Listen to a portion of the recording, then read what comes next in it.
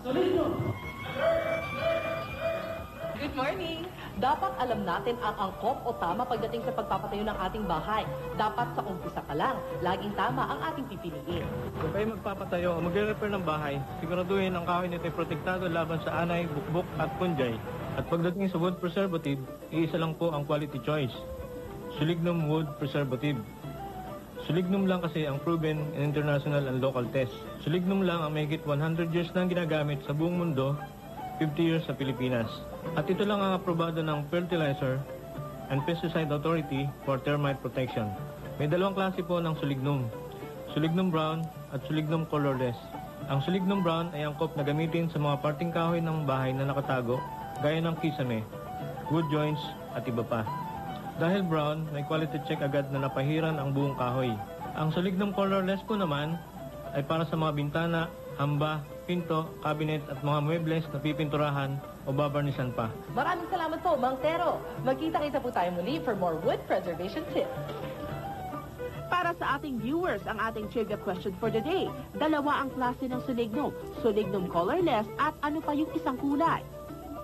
Kung alam niyo ang sagot, just text solignum, space, name, space, address, space, and your answer to 0920-910-ANAY.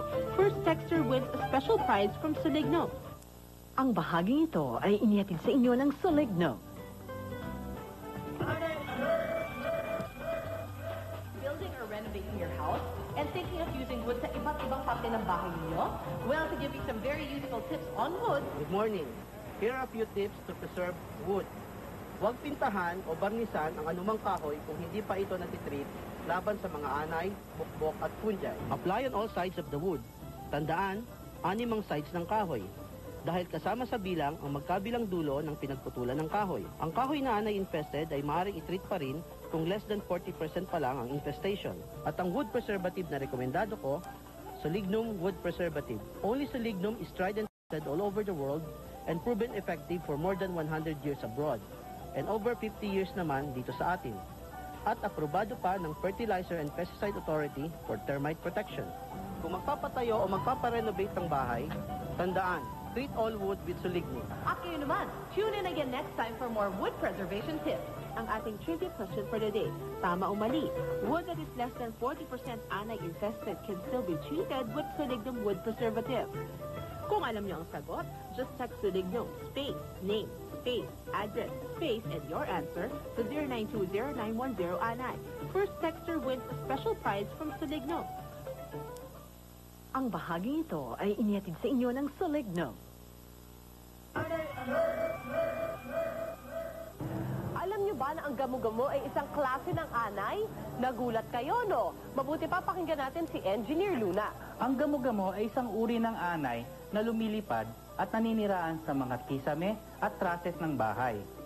Meron din po tayong bukbok o wood borers na namamahay sa loob ng kahoy.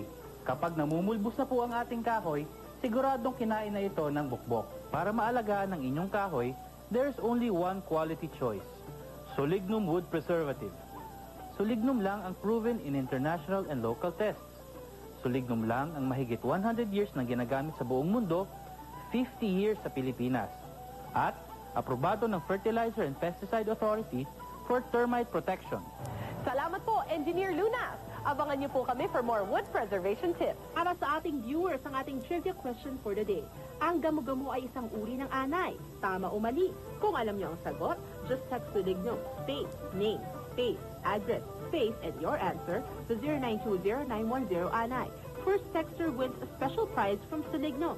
Kung meron din kayong tanong on wood preservation, call or text these same numbers.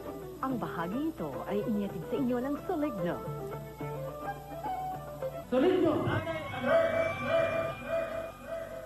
Pagdating sa instructions in applying wood preservatives, it is very important to follow directions. Di po ba, Mang Tero? Tama ka, Susi. Importante na sundin ang direksyon na nakasulat sa lata. Bago ang lahat, kailangan pumili ng quality wood preservative. Solignum. Solignum lang ang proven in international and local tests. Solignum lang ang mahigit 100 years nang ginagamit sa buong mundo, 50 years sa Pilipinas. At aprobado ng Fertilizer and Pesticide Authority for termite protection. Pag mag-a-apply ng solignum, kailangan meron tayong guantes at mask para may protection tayo Siguraduhin malinis, walang pintura o varnish at tuyo ang kahoy. Pahira ng 3 beses ang 6 na sides ng kahoy kasama ang pinagputulan. Huwag na huwag niyong haluan ng tubig, gaas o used oil ang wood preservative. Makakasira ito ng kahoy. Maraming salamat po, Mang Tero. Ang dami ko na naman natutunan sa inyo. Kaya kayo dyan, tune in again next time for more wood preservation tips. Para sa ating viewers, ang ating trivia question for the day. Ilang beses dapat pahiran ang kahoy ng sulignom? Kung alam niyo ang sagot, just text sulignom, space, name, space, address, space, and your answer to 0920-910-ANAY. First texter wins a special prize from Sulignom. Kung meron din kayong tanong on wood preservation, call or text these same numbers.